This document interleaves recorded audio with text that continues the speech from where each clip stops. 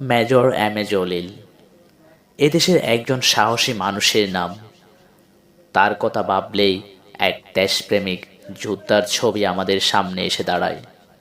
সৈনিক জীবন তাকে কেবল সাহসী বানায়নি, তিনি ছিলেন কষ্ট সহিষ্ণু ও সুশৃঙ্খল একজন মানুষ। আর মুক্তিযুদ্ধ তাকে করেছিল লড়াকু। সুদীর্ঘ ১৩ বছর জাসদের প্রতিষ্ঠাতা সভাপতি হিসেবে জীবনের ঝুঁকি নিয়ে একটি লক্ষ্যকে নিয়ে তিনি কাজ করেছেন।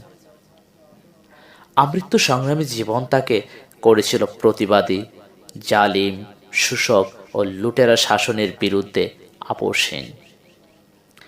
অবশেষে চিন্তার পরিবর্তন ও ইসলামের মূলধারায় প্রত্যাবর্তন তার মধ্যে পূর্ণতা এনেছিল। এ প্রসঙ্গে মেজর জলিল নিজেই বলেছেন, মানুষের অন্তরের অন্তঃস্থলে